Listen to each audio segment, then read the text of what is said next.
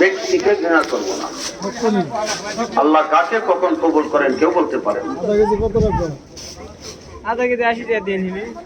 আমাদের নবী এক ইহুদি নবীর ঘরের মেহমান। ইহুদিরা হলো ইসলাম এবং মুসলমানদের সবচেয়ে বড় শত্রু, এরা জাতীয় শত্রু। নবীর ঘরের মেহমান নবী ইহুদিকে ঘৃণা করবেন না। নিজের হাতে তাকে তত্ত্ব সহকারে খাওয়াইলেন।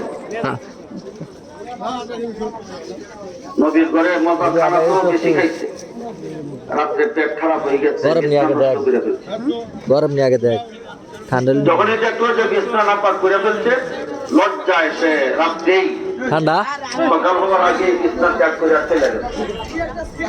ঠান্ডা নেই মুখে ওই যে গরম বাঁচতে তুই জানে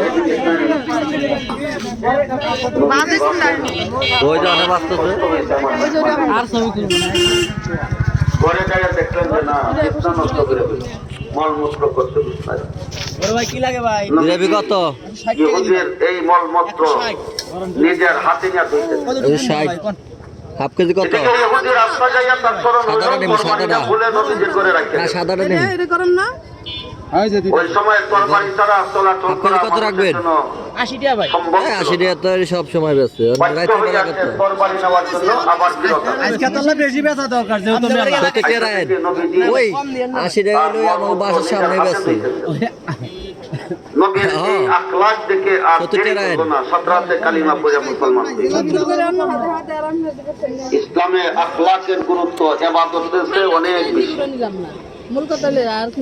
আমরা তো অনেকেই নফল ইবাদত বন্দেগী করি, কিন্তু আমাদের আখলাক, আমাদের ব্যবহার পেঁয়াজ দেন 20 টাকা পেঁয়াজ দেন জিলাপি লাগবো না ইসলামে ইবাদত বন্দেগীর চেয়ে আখলাকের গুরুত্ব অনেক বেশি।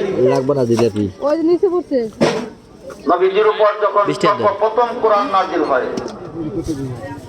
জাবালে নূর যারা বর্তমানে ঝাড়া গুহা 20 টাকা পেঁয়াজ ছয় আলাকের প্রথম 5 টাকা করে দিবি আছে নবীজি নবুয়ত কত বড় লাভ থাকে করলেন। এই 5টি আয়াত নিয়ে নবীজি মা খাদিজা রাদিয়াল্লাহু তাআলা বলেন, যারা বলতেছেন খাদিজা লাকাদ খাশিতু আলা নফসি, আমার তো জানের ভয় হয়।